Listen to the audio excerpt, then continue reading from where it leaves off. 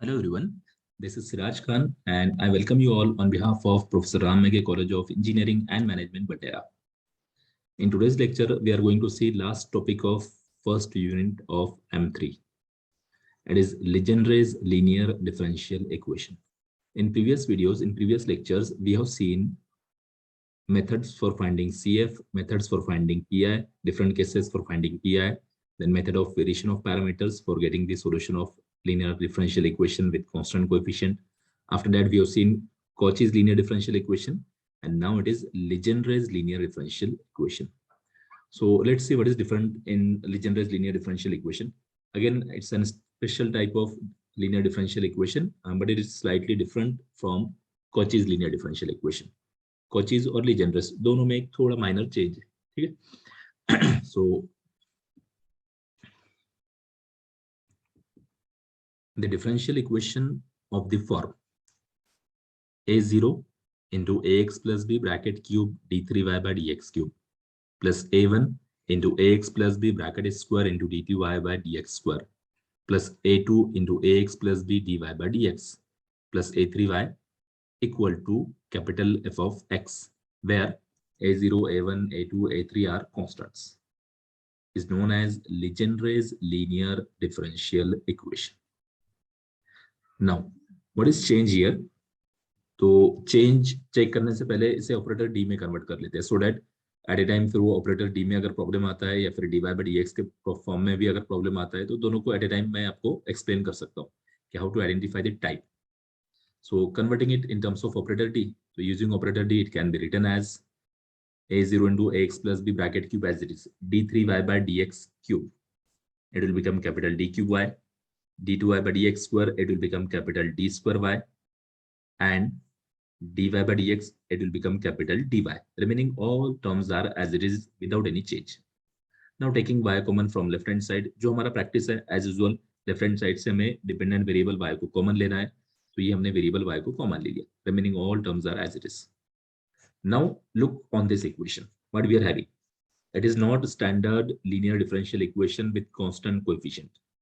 Standard जो अभी तक हमने सॉल्व किया उस फॉर्मेट में नहीं है, because we are what I am saying के standard linear differential equation with constant coefficient, derivative के जो कोएफिशिएंट है वो कांस्टेंट आना चाहिए.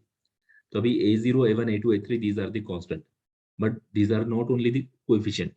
जैसे d का कोएफिशिएंट अगर हमने चेक किया तो coefficient of d it is a2 into ax plus b. a2 it is constant, but ax plus b it is not a constant. Coefficient of d square it is a1 into ax plus b whole square. a1 it is constant, but ax plus b bracket square it is not constant. Coefficient of d cube it is a0 into ax plus b bracket cube. Again a0 is constant, but ax plus b bracket cube it is not a constant.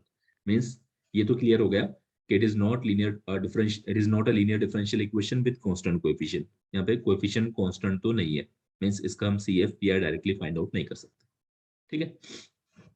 So what is change here? अभी change क्या है कि coefficient के अंदर variable है, but coefficient के अंदर variable तो कॉचीज लीनियर डिफरेंशियल इक्वेशन में भी था. ऑलरेडी हमने देखा है कि how to find solution of Cauchy's linear differential equation. Cauchy's differential equation हमें ऑलरेडी पता है, तो फिर लीजेंड्रेस क्यों? What is difference between Cauchy's and Legendre's? So let's check it. With first derivative d to the power 1, we are having ax plus b bracket to the power 1. With d square we are having ax plus b bracket square. With d cube we are having ax plus b bracket cube. जो Cauchy's differential equation था उसमें क्या condition थी कि d cube के साथ x cube, d square के साथ x स्क्वायर और d टू द पावर 1 के साथ x to the power 1. But यहाँ पे कंप्लीटली चेंज है. यहाँ पे d टू द पावर 1 के साथ लिखा है ax plus b, d square के साथ लिखा है ax plus b bracket square और d क्यूब के साथ लिखा है ax plus b bracket cube.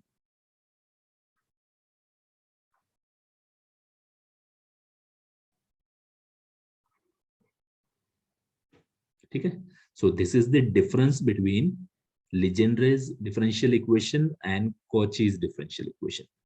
लीजेंड्रेस के अंदर एक्स इंटू डी आएगा, x square into d square रहेगा, x cube into d cube रहेगा, मीन्स डायरेक्टली डी क्यूब के साथ variable x cube, d square के साथ एक्स स्क्वायर और डी के साथ x. But Legendre's linear differential equation के अंदर डी के साथ कंप्लीट ब्रैकेट आएगा, bracket of the form a x plus b, d square के साथ ब्रैकेट स्क्वायर, डी क्यूब के साथ bracket cube.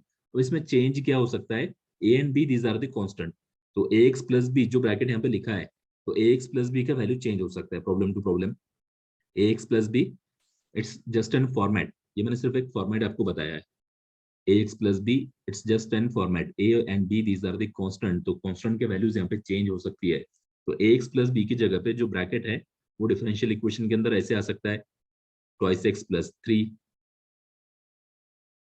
3x plus two, x plus one भी हो सकता है, एक्स माइनस वन भी हो सकता है, ए और बी दोनों के वैल्यू वन अगर आ गए तो ए का वैल्यू वन, बी का value minus one, so we can have twice X plus one, twice X minus one, like that. तो ए बी के वैल्यूज चेंज हो सकते हैं, तो इसमें से कोई भी ब्रैकेट कैसे भी आ सकता है, बट क्या रहेगा कि same bracket will be there in all derivatives, जितने भी डेरिवेटिव की टर्म्स है उसमें सभी में ब्रैकेट सेम रहेगा। ऐसे नहीं होगा कि डी के साथ ब्रैकेट अलग है, डी स्क्वायर के साथ अलग रहेगा, डी क्यूब के साथ अलग रहेगा, ऐसे नहीं चलेगा। What ever return with D cube ax plus b bracket cube, with a d square ax plus b bracket square, with a d ax plus b bracket to the power 1, सिर्फ power change हो रहा है, bracket change नहीं होगा। तो similarly ax plus b का value अगर change होता भी है प्रॉब्लम के अंदर, तो सपोज अगर ट्वाइस एक्स प्लस थ्री अगर लिखा है तो d टू द पावर 1 के साथ twice X plus three to the power 1 रहेगा, d स्क्वायर के साथ twice X plus three to the power 2 रहेगा, d क्यूब के साथ twice X plus three bracket cube रहेगा। सपोज अगर x माइनस वन आता है तो d टू द पावर 1 के साथ x माइनस वन रहेगा, d स्क्वायर के साथ x minus one bracket square, d cube के साथ x minus one bracket cube. ठीक है, सो इस टाइप से अगर इक्वेशन आता है तो it is known as Legendre's linear differential equation. अभी जैसे हमने कॉचीज को सॉल्व किया, कॉचीज को अगर सॉल्व करना है तो उसके लिए मेथड अभी हमें पता है कि we have to convert it in standard linear differential equation with constant coefficient, तो ही हम उसे सॉल्व कर सकते हैं। तो सिमिलरली यहाँ पे लीजेंड्रेस को भी अगर सॉल्व करना है तो we have to convert it into standard linear differential equation with constant coefficients, and इसे कन्वर्ट करने के लिए फिर से हमें यहाँ पे सब्स्टिट्यूशन यूज करना है। जैसे कॉचीज में सब्स्टिट्यूशन यूज किया था वैसे हमें यहाँ पे भी सब्स्टिट्यूशन यूज करना है for converting this Legendre's linear differential equation into standard linear differential equation with constant coefficient। तो अभी सब्स्टिट्यूशन जो है वो थोड़ा स्लाइटली यहाँ पे चेंज है, कॉचीज का सब्स्टिट्यूशन डिफरेंट था, लीजेंड्रेस का डिफरेंट रहेगा। So here the substitution is, अभी हमें इशू कहाँ पे है, we are having issue with this bracket ax plus B.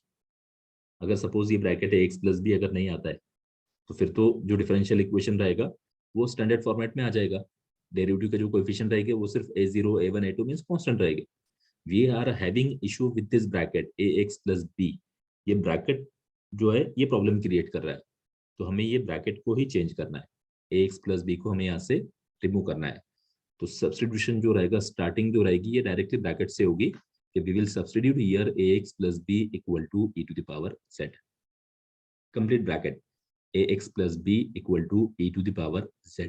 But ये जो सब्स्टिट्यूशन है ax plus B equal to e to the power z, ये सिर्फ हमें राइट हैंड साइड पे जो फंक्शन है उसी पे यूज करना है, लेफ्ट हैंड साइड पे लिखना नहीं है। नहीं तो ऐसे लिख दोगे कि ये लेफ्ट हैंड साइड पे ax plus B into D है तो इसे ऐसे लिख दिया कि e to the power z into D, ऐसे नहीं चलेगा। ठीक है, तो लेफ्ट हैंड साइड पे ये वैल्यू पुट करना नहीं है, we are writing it for right hand side. Left hand side के लिए तो कॉम्बिनेशन रहेगा complete ax plus B into D, आपको लेफ्ट हैंड साइड से ax plus B into D bracket और डेरिवेटिव दोनों को कंबाइनली चेंज करना है, जैसे हमने कोचीज में किया था x into D, X square D square, x cube D cube, तो वैसे यहाँ पे रहेगा ax plus B into D, X plus B bracket square D square, X plus B bracket cube D cube. तो उसके लिए सब्स्टिट्यूशन अलग, derivative के लिए अलग, पहले वेरिएबल, तो वेरिएबल x इक्वल टू हमने e to the power z put किया था कोचीज में, because we were having issues with x। Cauchy's के अंदर हमें x की वजह से प्रॉब्लम था कि डेरिवेटिव के साथ x आ रहा था, दैट्स व्हाई हमने x equal to e to the power z लिया था। यहाँ पे हमें जो प्रॉब्लम है वो ये ax प्लस b से है, तो दैट्स व्हाई अभी यहाँ पे ax plus b equal to e to the power z हमें पुट करना है। ठीक है, but as I am saying कि ax plus b equal to e to the power z, ये वैल्यू हमें सिर्फ राइट हैंड साइड पे यूज करना है। तो अभी ऐसे कंपल्शन तो नहीं है कि राइट हैंड साइड पे फिर से सेम ब्रैकेट लिखा रहेगा ax प्लस b के फॉर्मेट में, हो सकता है राइट हैंड साइड पे सिर्फ एक्स की टर्म्स लिखी है, x, x square, x cube, या फिर sine x, cos x, log x हो सकता है। तो फिर क्या करना होगा आपको कि अभी ये ब्रैकेट में से फिर आपको एक्स का वैल्यू फाइंड करना है। ये एक जो इक्वेशन लिखा है x plus B equal to e to the power z, यहाँ से आपको एक्स का वैल्यू फाइंड करना है, and from here value of x will become e to the power z minus b upon a. यहाँ से x का value find करना है, तो पहले तो b को राइट साइड पर ट्रांसफर कर दो, ऐसे आ जाएगा ax equal to e to the power z minus b. फिर हमें सिर्फ x चाहिए, तो ये a को यहाँ से रिमूव करना है, तो कंप्लीट इक्वेशन को a से डिवाइड कर दो, तो फिर ये x का वैल्यू आ जाएगा x equal to e to the power z minus b upon a. Now it means that कि अब अगर राइट हैंड साइड पे ax plus b, same bracket जो लेफ्ट हैंड साइड पे लिखा है वही ब्रैकेट अगर राइट हैंड साइड पे आता है तो उसके जगह पे e to the power z put करना है। अगर सेम ब्रैकेट नहीं आता है, सिर्फ x का फंक्शन है राइट हैंड साइड पे, x, x square, x cube की टर्म है, साइन एक्स है, कॉस एक्स है, लॉग एक्स है, e to the power x है, कुछ भी है लाइक दैट, x का फंक्शन अगर है, ये ब्रैकेट नहीं है, तो फिर आपको वहां पे ये x का वैल्यू पुट करना होगा e to the power z minus b upon a. ठीक है, तो ये हो गया substitution for variable. Now we will write substitution for derivative, क्योंकि हमें एक्चुअल जो प्रॉब्लम है वो डेरिवेटिव से, वेरिएबल से प्रॉब्लम नहीं था। We are having problem with derivative, कि डेरिवेटिव का कोएफिशिएंट हमें कांस्टेंट चाहिए था। यहाँ पे डेरिवेटिव का जो कोएफिशिएंट है वो ax प्लस बी हो गया, तो अब ax plus B into d, derivative और वो कोएफिशिएंट दोनों को आपको चेंज करना है। तो ax plus B into d, we will substitute here it as a into theta, ax plus b into d equal to a into theta. What is changing here? Change क्या हो रहा है, और चीज के अंदर हमने क्या सब्स्टिट्यूशन अप्लाई किया था और यहाँ पे क्या कर रहा है, दोनों को कंपैरेटिवली चेक करते हैं। Here we are substituting ax plus b into d equal to a theta, ax plus b bracket square into d square, second order derivative के लिए a square theta into theta minus 1, ax plus b bracket cube into d cube, it is a cube theta into theta minus 1 into theta minus 2, and it will be continued. What is difference between substitution of Cauchy's linear differential equation and Legendre's? Cauchy's में हमने put किया था x into d equal to theta, x square d square, it is equal to theta into theta minus 1, and x cube d cube, it is equal to theta into theta minus 1 into theta minus 2. ये हमने Cauchy's में put किया था, but यहाँ पे तो similar लग तो रहा है कि सिमिलर है। फर्स्ट डेरिवेटिव के लिए a इंटू थीटा, सेकंड के लिए a square theta into theta minus 1, third के लिए a cube theta into theta minus 1 into theta minus 2। Theta की टर्म्स सिमिलर है, but along with theta we are having here one extra term which is a। First derivative के अंदर आपको पहले a से multiply करना है, सेकंड डेरिवेटिव के अंदर जो थीटा की टर्म्स है उसे a स्क्वायर से मल्टीप्लाई करना है, और थर्ड डेरिवेटिव के अंदर जो थीटा की टर्म्स है उसे a क्यूब से मल्टीप्लाई करना है। तो ये a स्क्वायर, a क्यूब, ये यहाँ पे एक्स्ट्रा है जो Cauchy's में नहीं था। Cauchy's में हमने सिर्फ लिखा था theta, theta into theta minus 1, theta into theta minus 1 into theta minus 2। यहाँ पे a into theta, a square theta into theta minus 1, a cube theta into theta minus 1 into theta minus 2। Similarly अगर fourth order derivative अगर होता भी है, suppose x plus B bracket to the power 4 d to the power 4, अगर suppose ये आ गया तो इसके जगह पे रहेगा a to the power 4 theta into theta minus 1 into theta minus 2 and into theta minus 3, like that. ठीक है, so this is the change in substitution of Cauchy's linear differential equation and Legendre's linear differential equation। दोनों का substitution completely same नहीं है, format same है but थोड़ा slightly यहाँ पे चेंज। ओके, नाउ अगेन अभी थीटा हमने इंट्रोड्यूस किया है, तो व्हाट इज थीटा ये हमें लिखना होगा। So clearly we have seen it in previous method. Cauchy's में मैंने वहां पे क्लियरली एक्सप्लेन किया था कि थीटा क्या है रहेगा। सो d it is derivative with respect to x and theta it is derivative with respect to z. Theta it is not a constant, theta it is derivative with respect to z। अब ये theta हमने क्यों लिखा है वो भी reason मैंने आपको पहले बताया है कि theta it is the operator of derivative here. Theta constant नहीं है, theta it is not an angle, ये किसी फंक्शन का एंगल भी नहीं है। थीटा की जगह पे आप डी डैश ले सकते हो, बट डी डैश अगर लिखा तो उससे क्या इश्यूज आएंगे ये मैंने आपको पहले बता दिया इन Cauchy's linear differential equation कि डी डैश अगर लिखा और गलती से हम डैश लिखना भूल गए तो डी डैश और डी दोनों आपको सेम लगेंगे, तो फिर दोनों का मीनिंग चेंज हो जाएगा, प्रॉब्लम रॉन्ग हो जाएगा। ठीक है, सो दैट्स व्हाई हमें कुछ तो भी न्यू ऑपरेटर लिखना था। आपको अगर कोई ये सिंबल अगर नहीं लिखना है थीटा तो उसकी जगह पे कोई और सिंबल लिख दो, बट आपको वहां पे मेंशन करना होगा कि that symbol it is equal to derivative with respect to z। ठीक है, तो हमने Cauchy's में थीटा यूज किया है, यहाँ पे भी हम थीटा ही ले रहे हैं, theta it is equal to d by dz। अब ये सब्स्टिट्यूशन अप्लाई करने के बाद जो लीजेंड्रेस लीनियर डिफरेंशियल इक्वेशन है वो स्टैंडर्ड लीनियर डिफरेंशियल इक्वेशन में कन्वर्ट हो जाएगा. It will be convert into standard linear differential equation with constant coefficient. और अगर डेरिवेटिव का कोएफिशिएंट कांस्टेंट अगर आ जाता है तो फिर सॉल्यूशन कैसे फाइंड करना है वो हमें पता है. Its solution is given by CS equal to CF plus PI. CF find करना है, PI फाइंड करना है बाय यूजिंग प्रीवियस मेथड. कोई भी आप PI का जो मेथड रहेगा as per the nature of function वो अप्लाई करो और PI फाइंड करो. और लास्ट में जो चेंज करना है उसे भूलना नहीं है. We are converting the function, we are converting the complete problem from variable x to variable z. तो फिर लास्ट में आपको z को रिमूव करके वापस से उसे x के फॉर्मेट में लेकर आना है कंपल्सरी.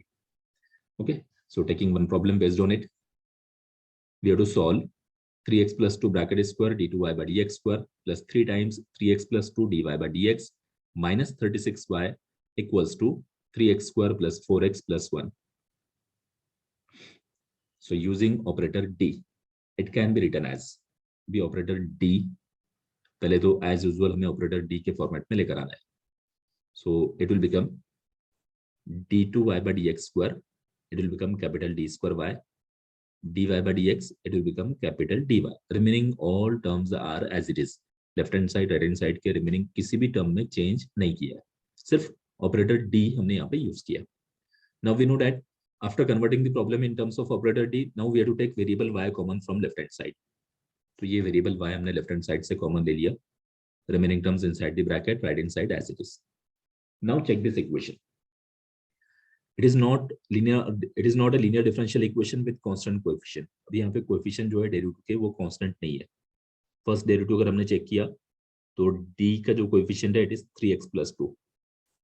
d स्क्वायर का जो कोएफिशिएंट है it is 3x plus 2 bracket square. Actually d का जो कोएफिशिएंट है it is 3 times 3x plus 2. But d के साथ में यहाँ पे 3x plus 2 लिखा है, d स्क्वायर के साथ में 3x plus 2 ब्रैकेट स्क्वायर लिखा है.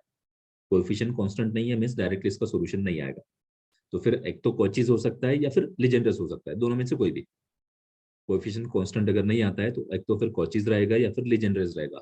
बट कोचीज के लिए हमें कंडीशन पता है कि कोचीज मींस d के साथ में x टू द पावर 1 और d स्क्वायर के साथ में x स्क्वायर. बट यहाँ पे कंप्लीट ब्रैकेट रिपीट हो रहा है. d के साथ में यहाँ पे लिखा है 3x plus 2, d स्क्वायर के साथ में यहाँ पे लिखा है 3x plus 2 bracket square. Complete bracket है and this bracket it is of the form ax plus b. 3x plus 2 जो ब्रैकेट लिखा है it is of the form ax plus b, means d square के साथ में यहाँ पे ax plus b whole square है, d के साथ में ax plus b to the power 1 है, d टू द पावर 1 के साथ ax plus b to the power 1. तो it means that it is Legendre's linear differential equation. तो ये मेथड जो टाइप जो है वो हमने आइडेंटिफाई कर लिया कि ये स्टैंडर्ड तो नहीं है. स्टैंडर्ड नहीं है मींस कोचीज हो सकता है या फिर लीजेंड्रेस हो सकता है. तो कोचीज भी नहीं है क्योंकि यहाँ पे d के साथ में x और d स्क्वायर के साथ में x स्क्वायर नहीं है. यहाँ पे कंप्लीट ब्रैकेट है और जो ब्रैकेट है it is of the form ax plus b. So ये जो इक्वेशन है ये it is Legendre's linear differential equation. अब इसे हमें स्टैंडर्ड लीनियर डिफरेंशियल इक्वेशन में कन्वर्ट करना है. Standard linear differential equation with constant coefficient, वो फॉर्मेट में हमें इसे कन्वर्ट करना है. So for that we have to apply the substitution. So substituting, पहले तो स्टार्ट करना है आपको ax plus b से. जो मेन सब्स्टिट्यूशन है लीजेंड्रेस लीनियर डिफरेंशियल इक्वेशन का वो है ax plus b equal to e to the power z. It is the main substitution. ax plus b equal to e to the power z. और right hand side के लिए हम ये substitution लिख रहे हैं. तो राइट हैंड साइड पे ax plus b अगर ये ब्रैकेट नहीं आता है तो फिर आपको x का वैल्यू फाइंड करना है. यहाँ से x का वैल्यू हो जाएगा x equal to e to the power z minus b upon a. और ये कैसे आता है वो मैंने आपको पहले ही बता दिया. नाउ बट ये तो एक्चुअल स्टैंडर्ड सब्स्टिट्यूशन है ax plus b. अभी ये कंपलसरी नहीं है कि हर प्रॉब्लम में ax plus b ही लिखा रहेगा, a और b के वैल्यूज चेंज हो सकते हैं. तो इसको उसके अकॉर्डिंगली आपको सब्स्टिट्यूशन भी यहाँ पे चेंज करना होगा.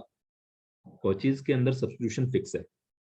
कोचीज लीनियर डिफरेंशियल इक्वेशन में सब्स्टिट्यूशन फिक्स है, मींस हर प्रॉब्लम में वो सेम रहेगा, कहीं पे भी आपको कुछ चेंज करना ही नहीं है. कोचीज लीनियर डिफरेंशियल इक्वेशन का कोई भी प्रॉब्लम सॉल्व करो वहां पे सब्स्टिट्यूशन सेम रहेगा विदाउट एनी चेंज. बट लीजेंड्रेस में सब्स्टिट्यूशन चेंज होता है और ये चेंज क्यों होता है? Because of values of a and b. हमारे पास जो स्टैंडर्ड सब्स्टिट्यूशन लिखा है हमने वो ax plus b के फॉर्मेट में लिखा है और ये कंपलसरी नहीं है कि हर बार ब्रैकेट ax plus b यहाँ पे आएगा. ये ब्रैकेट चेंज हो सकता है एंड सिमिलरली हियर यहाँ पे ये ब्रैकेट चेंज हो गया, यहाँ पे 3x plus 2 है. In place of ax plus b we are having 3x plus 2. So यहाँ पे हमें जो सब्स्टिट्यूशन करना है वो अभी 3x plus 2 के लिए करना है. So it means that कि अभी हमें पुट करना है 3x plus 2 equal to e to the power z. Now again as I told you earlier कि ये जो हम सब्स्टिट्यूशन कर रहे हैं, जो ब्रैकेट हम चेंज कर रहे हैं, तो ये हम सिर्फ राइट हैंड साइड पे चेंज करेंगे. लेफ्ट हैंड साइड पे तो डेरिवेटिव्स है, और डेरिवेटिव्स के लिए सब्स्टिट्यूशन वो थीटा वाला करना है, ये नहीं लिखना है. डेरिवेटिव्स में ये एक्सपोनेंशियल टर्म लिखना नहीं है, डेरिवेटिव्स के लिए सब्स्टिट्यूशन थीटा के फॉर्मेट में करना है. तो फिर ये जो हम वैल्यू लिख रहे हैं ये हमें राइट हैंड साइड पे यूज करना है, राइट हैंड साइड पे सब्स्टिट्यूट करना है. बट अभी इक्वेशन 1 का राइट हैंड साइड अगर चेक किया तो यहाँ पे तो कहीं पे भी 3x plus 2 का ये ब्रैकेट है ही नहीं. We are having here 3x square plus 4x plus 1 means x और x square लिखा है, 3x plus 2 नहीं है. इट मींस दैट कि आपको यहाँ से x का वैल्यू फाइंड करना होगा. अगर 3x plus 2 right hand side पे एज इट इज आता है तो फिर हम वो पुट कर सकते हैं, बट ये 3x plus 2 right hand side पे नहीं है, तो फिर हमें यहाँ से x का वैल्यू फाइंड करना कंपलसरी है. सो अभी इस पे से x का वैल्यू हो जाएगा x equal to e to the power z minus 2/3. ये प्लस 2 को राइट साइड पर ट्रांसफर करना है -2, और 3 से डिवाइड किया तो अपॉन 3. या फिर सिंपली ये फॉर्मूला तो हमने यहाँ पे लिखा ही है, x equal to e to the power z minus b upon a. तो इसमें a और b के वैल्यू पुट करो, x का वैल्यू आ जाएगा. What is a? तो a it is coefficient of x. a it is coefficient of x, तो यहाँ पे a का value 3 and b it is the second constant term which is present in the bracket. तो second constant term यहाँ पे है 2, तो a का वैल्यू जो रहेगा it is 3 and b का वैल्यू 2. तो यहाँ पे a equal to 3 b equal to 2 put किया तो डायरेक्टली ये वैल्यू आ सकता है x equal to e to the power z minus 2/3. तो ये हो जाएगा राइट हैंड साइड के लिए. इट मींस दैट कि ये x स्क्वायर की जगह पे आएगा e to the power z minus 2/3 bracket square.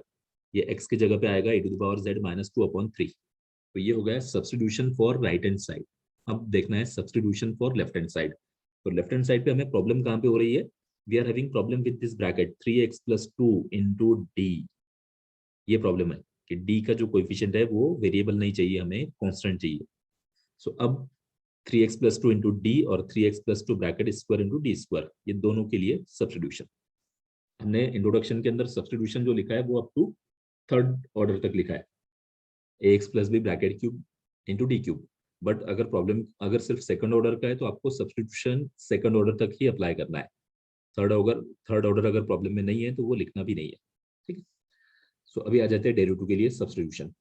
And we know that substitution for derivative it is, derivative का सब्स्टिट्यूशन जो हमने देखा था वो ये था ax plus b operating on d it is equal to a into theta. But यहाँ पे ax प्लस बी तो चेंज हो गया, ये हमने पहले चेक कर लिया कि ax प्लस बी यहाँ पे चेंज हो रहा है. ax प्लस बी का वैल्यू यहाँ पे है 3x प्लस 2. यहाँ पे हमें प्रॉब्लम ये 3x प्लस 2 से है, तो डायरेक्टली पुट करते हैं 3x plus 2 into d. 3x plus 2 operating on d equals to a into theta. अभी a इंटू थीटा, तो what is a here? a into theta ये तो हमने स्टैंडर्ड फॉर्मेट में से लिखा है, ax plus b operating on d equal to a into theta. But ये a का वैल्यू भी चेंज करना होगा क्योंकि ये ब्रैकेट चेंज हो गया. So what is a? a it is 3. a means coefficient of x, तो a इक्वल टू 3, तो ये हो जाएगा इक्वल टू 3 थीटा. अब इसके बाद सेकंड ऑर्डर डेरिवेटिव के लिए substitution ax plus B bracket square t square it is equal to a स्क्वायर इंटू थीटा माइनस 1. तो ax plus B bracket square का वैल्यू यहाँ पे है 3x plus 2 bracket square into d square. Formula पहले as it is लिख दिए, a square theta into theta minus 1. अब ये a स्क्वायर का वैल्यू हमें यहाँ पे पुट करना है. तो फिर से a is coefficient of x means a का वैल्यू 3, तो ये a स्क्वायर की जगह पे ये हो जाएगा 3 square means 3 square means 9. 9 times theta into theta minus 1. ये हो गया सेकंड ऑर्डर डेरिवेटिव के लिए सब्स्टिट्यूशन. अब थर्ड ऑर्डर डेरिवेटिव का जो सब्स्टिट्यूशन है उसे लिखा नहीं तो भी चलेगा, बिकॉज प्रॉब्लम के अंदर थर्ड ऑर्डर डेरिवेटिव प्रेजेंट नहीं है. अगर थर्ड ऑर्डर डेरिवेटिव प्रेजेंट रहा तो थर्ड सब्स्टिट्यूशन लिखना है, अगर नहीं रहा तो no need to write it. Now अब d तो हमें पता है कि d means derivative with respect to x, but theta हमें पता नहीं है. थीटा हमने फर्स्ट टाइम इंट्रोड्यूस यहाँ पे किया है, तो थीटा का वैल्यू लिखना कंपलसरी है कि what is meaning of theta. Because ये मैंने आपको ऑलरेडी बोला है कि डिफरेंट बुक्स में डिफरेंट नोटेशन रहेंगे, कहीं पे थीटा की जगह पे डी डैश आएगा, कहीं पे और कुछ नोटेशन हो सकता है. तो दैट्स व्हाई ये आपको यहाँ पे क्लियर करना पड़ेगा कि व्हाट इज थीटा. तो we know that theta it is d by dz. ठीक है।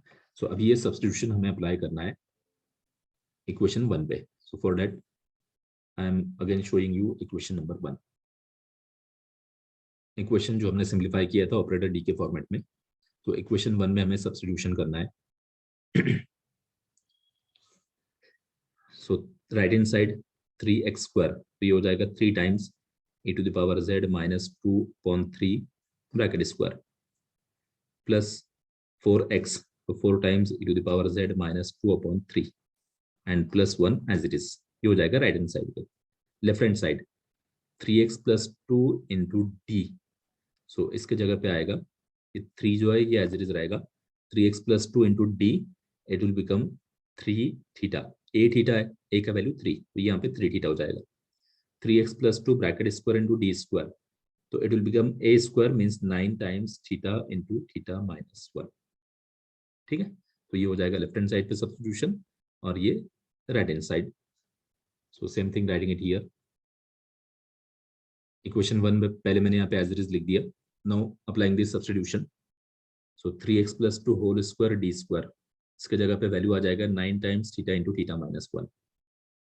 आफ्टर दैट 3 टाइम्स तो ये 3 as it is 3x plus 2 into d, इसके जगह पे 3 theta into 3 theta minus 36 as it is operating on y as it is. Right hand side 3 times x square तो ये हो गया 3 times e⁻z minus 2/3 bracket square value of x और उसका square plus 4 times x तो फिर से 4 times e⁻z minus 2/3 ये हो गया value of x and plus 1 as it is. Now simplified. अभी सिंप्लीफिकेशन करना है, जैसे हमने कोचीज में सिंप्लीफिकेशन किया था वैसे यहाँ पे सिंप्लीफिकेशन करना है। पहले ऑपरेटर को सिंप्लीफाई कर लो, उसके बाद फंक्शन को भी यहाँ पे सिंप्लीफाई करना है। After applying this substitution operator पहले चेक कर लेते हैं। ये 9 थीटा को ब्रैकेट के अंदर मल्टीप्लाई करना है तो 9 थीटा इंटू थीटा माइनस 1 ये हो जाएगा 9 theta square minus 9 theta and 3 into 3 theta it is plus 9 theta minus 36 as it is y as it is. Now यहाँ पे राइट हैंड साइड को भी सिंप्लीफाई करना है because right hand side will be use for finding P I. और ये right hand side अभी जो लग रहा है तो ये तो ऐसे लग रहा है कि कॉम्प्लिकेटेड है, इसमें कंफ्यूज हो जाएगा कि पी आई को ऐसे फाइंड करना है, केस नंबर 1 अप्लाई करना है, केस नंबर 2 कांस्टेंट कहाँ पे है, जो भी रहेगा। एक तो इतना तो क्लियर है कि it will be solve by using case number 1 exponential function है, बट एक्सपोनेंशियल और कांस्टेंट का यहाँ पे कॉम्बिनेशन है, उसके अंदर फिर से ये पावर 2 भी यहाँ पे लिखा है तो इससे कंफ्यूज हो सकता है, तो पहले इसे सिंप्लीफाई करना है। ये पावर 2 को पहले न्यूमरेटर और डिनोमिनेटर दोनों पे अप्लाई करते हैं। पावर 2 को ऊपर अप्लाई किया तो ये हो जाएगा e⁻z माइनस 2 ब्रैकेट स्क्वायर और नीचे अगर अप्लाई किया तो नीचे आ जाएगा 3 स्क्वायर तो 3 स्क्वायर मीन्स 9 तो ये 3 को ब्रैकेट के बाहर लिया उस पर पावर 2 आ जाएगा, ये होगा 3/9। 3 यहाँ पे ऑलरेडी प्रेजेंट था, ब्रैकेट के अंदर 1/3 जो है उसको बाहर लिया तो ये हो गया 1/9 means 3/9 remaining e⁻z minus 2 whole square plus ये 3 जो है इससे फिर से ब्रैकेट के बाहर लिया तो now it is plus 4/3 into e⁻z minus 2 and plus 1 as it is. After that left hand side पे ये माइनस 9 थीटा प्लस 9 थीटा ये कैंसिल हो जाएगा, remaining terms 9 theta square minus 36 operating on y equal to now applying here formula of a minus b whole square. तो a minus b whole square का formula it is a square minus twice ab plus b square.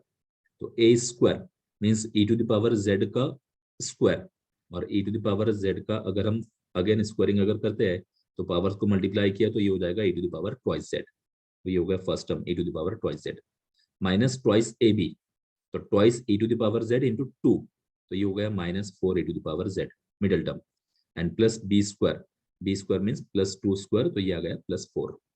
After that ये 4/3 को bracket के अंदर multiply किया तो plus 4/3 e⁻z and minus 4/3 into 2 minus 8/3 plus 1 as it is. ठीक है, अगेन सिंप्लीफाई करना है। अभी लेफ्ट हैंड साइड से ऑपरेटर तो सिंप्लीफाई हो गया बट फंक्शन को सिंप्लीफाई करना है। ऑपरेटर सिंप्लीफाइड फॉर्मेट के अंदर आ गया 9 थीटा स्क्वायर माइनस 36 तो ऑपरेटर को एज इट इज रखना है। राइट हैंड साइड सिंप्लीफाई हो सकता है। राइट हैंड साइड पे ये 1/3 जो ब्रैकेट के बाहर है इससे फर्स्ट ब्रैकेट को मल्टीप्लाई कर दो तो left hand side as it is. Right hand side पे फर्स्ट टर्म आ जाएगा 1/3 e⁻²z, सेकंड टर्म होगा 1/3 into minus 4 e⁻z means minus 4/3 e⁻z, third term plus 4/3 and remaining all terms are as it is. Now minus 4/3 e⁻z plus 4/3 e⁻z it will be get cancelled. e to the power twice z का single term है तो इसे as it is रखना है।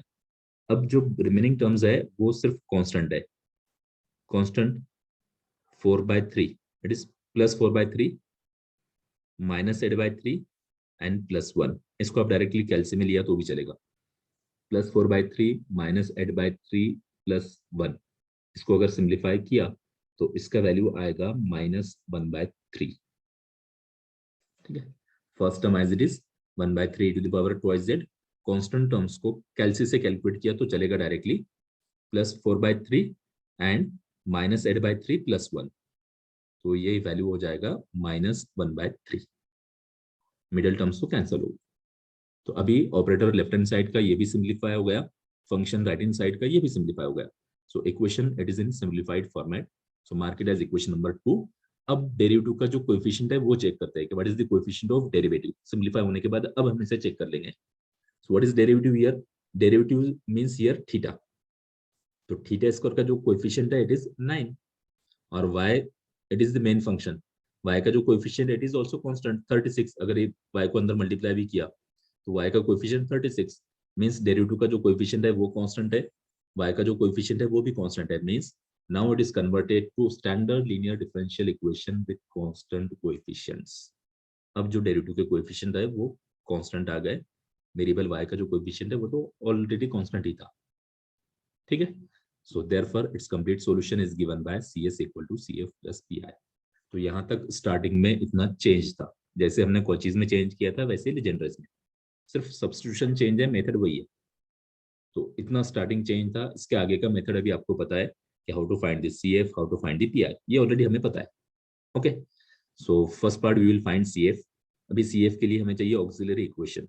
सो auxiliary equation is given by f of theta equal to 0। अब ये तो हमें ऑलरेडी कोचीज में मैंने आपको एक्सप्लेन किया है कि अभी ऑपरेटर डी कहीं पे लिखना नहीं है, डी की जगह पे न्यू ऑपरेटर थीटा यूज करना है, और वेरिएबल एक्स कहीं पे लिखना नहीं है, वेरिएबल एक्स की जगह पे न्यू वेरिएबल हमें जेड यूज करना है। बिकॉज इक्वेशन 2 जो अभी linear differential equation with constant coefficient हमने कन्वर्ट किया है इक्वेशन नंबर 2, तो it is a differential equation in terms of theta and z. Theta it is derivative with respect to z, function it is also in terms of z e to the power twice z. तो function भी z के format में है, derivative भी z के format में है। तो अभी मेथड वही है CF और PI का, सिर्फ जहां पे हम d यूज कर रहे हैं उसके जगह पे थीटा लिखना है, जहां पे x यूज करना हो उसके जगह पे z यूज करना है। ठीक है, तो f of theta equal to 0, तो value of f of theta is here 9 theta square minus 36। Equation 2 उसका operator 9 theta square minus 36 equal to 0। Now it's a quadratic equation, so we can write it as 9 theta square plus 0 theta minus 36 equal to 0। And अभी इसे कैलसी से directly अगर solve किया तो theta के दो values आ जाएंगे, क्वाड्रेटिक इक्वेशन है तो थीटा के हमें दो वैल्यूज चाहिए, तो theta equal to 2 and theta equal to -2। These are the two roots of this quadratic equation.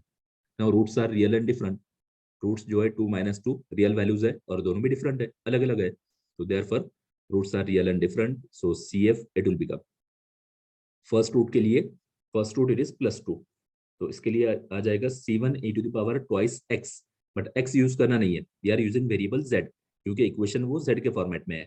तो फर्स्ट रूट के लिए first term it is C1 e to the power twice z। Second root it is -2, तो इसके लिए second term plus C2 e to the power minus twice z। तो ये हो गया CF। Now we need PI, so formula for PI of equation 2। तो equation 2 एक बार फिर से यहाँ पे लिख रहा हूँ, equation 2 is 9 theta square minus 36 operating on y। Equation 2 it is 9 theta square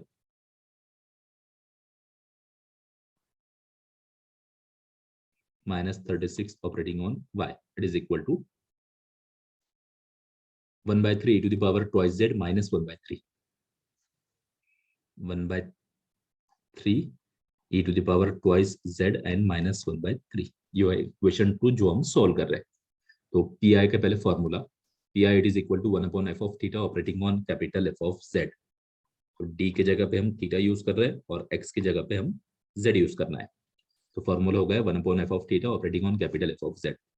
तो f of theta का वैल्यू जो है यहाँ पे 9 थीटा स्क्वायर माइनस 36, ये हो गया value of f of theta, और function capital F of z इसका वैल्यू यहाँ पे 1/3 e to the power twice z minus 1/3, ये हो गया वैल्यू ऑफ फंक्शन।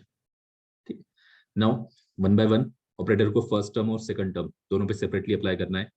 तो फर्स्ट टर्म के ऊपर अप्लाई किया तो 1/9 theta square minus 36 operating on 1/3 to the power twice z। अब ये 1/3 कांस्टेंट है, इसे अगर हम ऑपरेटर के पहले भी अगर लिखते हैं तो दैट डजंट मैटर, पहले लिखना है पहले लिखो, बाद में लिखना है बाद में लिखो, कहीं भी लिखा तो चलेगा, that doesn't matter. Second function के अंदर सिर्फ कांस्टेंट 1/3 है, तो पहले तो मैंने इसे 1/3 को यहाँ पे एज इट इज लिखा। अब ये 1/3 के लिए तो हम सोल्व नहीं कर सकते ऑपरेटर को, ऑपरेटर अगर सोल्व करना है तो we need some function of variable, variable यहाँ पे z है तो फंक्शन ऑफ z हमें चाहिए। तो अभी कांस्टेंट है, फंक्शन नहीं है, तो इसे हम e to the power z से मल्टीप्लाई कर सकते हैं। We can write it as into e to the power 0z। अभी e to the power 0z यहाँ पे मल्टीप्लिकेशन में आ जाएगा, और ये 1/3 जो है कांस्टेंट है तो उसे फिर से हम ऑपरेटर के पहले लिख सकते हैं। So first term as it is without any change, second term 1/3 को मैंने ऑपरेटर के पहले लिख दिया, रिमेनिंग यहाँ पे रहेगा 1, और 1 की जगह पे ये आ गया e to the power 0z। Now first term it is e to the power twice z, second term उसके अंदर फंक्शन फिर से e to the power 0z।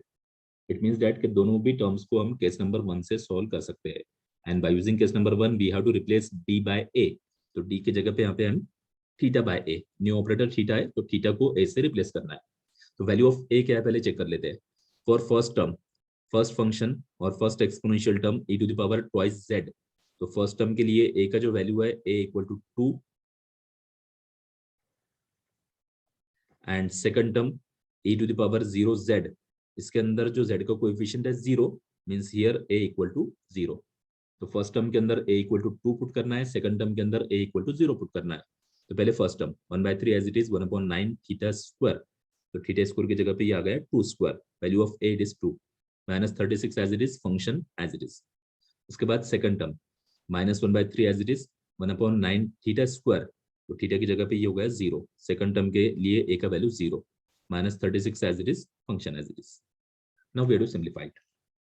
अब इसे सिंप्लीफाई कर लो, check that what we are getting after the simplification.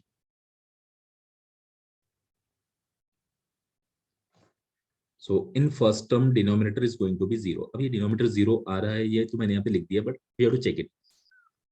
2 square means 4 and 9 4s are 36 and minus 36. 2 square it will be 4, 9 4s are 36 and ये minus 36 means ये bracket का value हो जाएगा 0. तो first term का जो denominator है वो 0 आ रहा है, सेकंड टर्म के अंदर 0 नहीं होगा, मींस ये ऐसे आ रहा है, we are getting here p equal to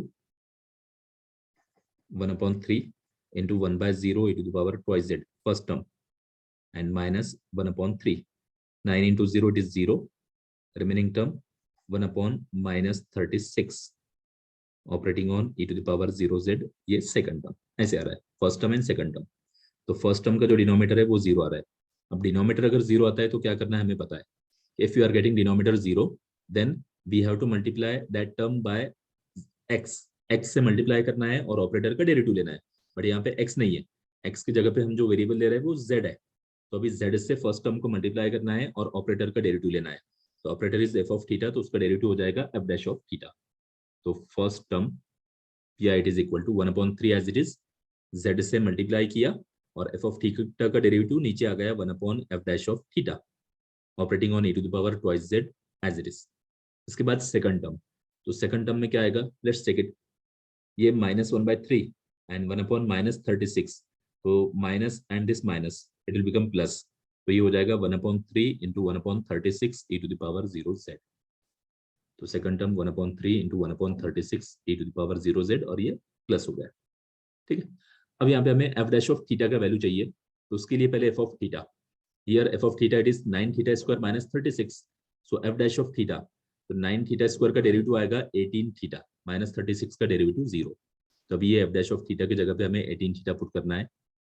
p equal to 1/3 as it is, z as it is, f dash of theta की जगह पे ये आ गया 1/18 theta, f dash of theta is 18 theta, function e to the power twice z as it is, and second term 1/3 into 1/36, तो 3 into 36 इसे कैलसी से multiply कर लो, ये हो जाएगा 108, function e to the power 08 as it is.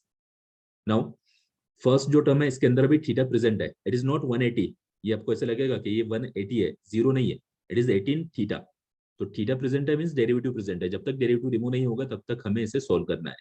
So function is exponential, तो again using case number 1, and case number 1 से फिर से हमें रिप्लेस करना है theta by a, means theta by value of a is here 2, exponential function में z का coefficient 2 है तो थीटा की जगह पे 2 पुट करना है।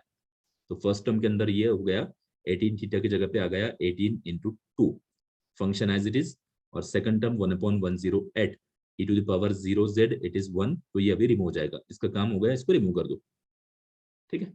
And now pi it is equal to this 18 into 2 it is 36, तो 1/3 as it is, z as it is, 1/36 e to the power twice z plus 1/108। तो अभी ऑपरेटर थीटा जो है वो कंप्लीटली इक्वेशन से रिमूव हो गया, it means that we got the P I. अभी सिर्फ ये कांस्टेंट को फिर से मल्टीप्लाई कर दो, 1/3 इंटू 1/36, फर्स्ट टर्म के अंदर फिर से आ जाएगा 1/108 z into e to the power twice z is the function and plus second term 1/108। now we can take 1/108 common from here, so pi it will become 1/108 in bracket z e to the power twice z plus 1। 1/108 common लेना है, 1/108 common लिया तो z e to the power twice z plus 1 ये remaining रहेगा, ठीक है।